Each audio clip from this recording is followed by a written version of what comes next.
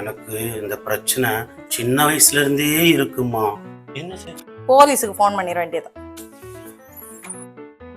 இருமா ஏமா போலீஸுக்கு ஃபோன் பண்றீங்க? சார், உங்க சித்தப்பா என் வீட்டுக்காரர் வீட்டுல இல்லாத நேரமா பார்த்து வந்து என் வீட்டுக்கு அதை தட்டுறாரு. ஆனே என் பிரச்சனை தான் உனக்கு தெரியுமே. புரியுது சித்தப்பா, புரியுது. அதாவது மேடம், எங்க சித்தப்பா வில்லேஜில் வாழ்ந்தவர். அங்க பேச்சு துணைக்கு ஆள் நிறைய இருப்பாங்க. இங்க சிட்டிக்கு கூப்பிட்டு வந்த உடனே பேச்சு துணைக்கு ஆள் இல்லாம தத்தளிச்சிட்டாரு. அதுவும் அப்பார்ட்மெண்ட்ல வாழ்றாரா, இங்க யாருமே இல்லையா. என் பொண்டாட்டியும் ஊருக்கு போயிட்டான், நானும் ஆபீஸ் போயிட்டேன். நீங்க மட்டும் தான் வீட்டுல இருந்திருக்கீங்களா, அதனால வந்துதான் உங்க வீட்டு கதவை. யாரு?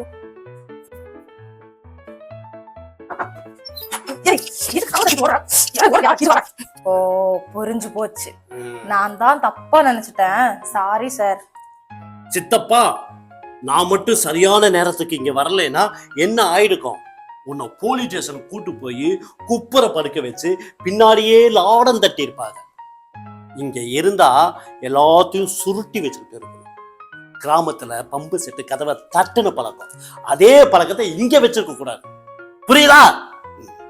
அது சரி மௌன, நீ மட்டும் நேத்திக்கு போய் அந்த பொண்ணு விட்டு கதவை தட்டுன, அது சிரிச்சுக்கிட்டே வந்து உன்னை சிரிச்சுக்கிட்டே கூட்டு போச்சு. நான் போய் தட்டினா மட்டும் அது ஏன்டா வந்து கம்ப்ளைண்ட் பண்ணுது? அதுவா? அதுவா? ஏய், அது சொல்லிட்டு போடா.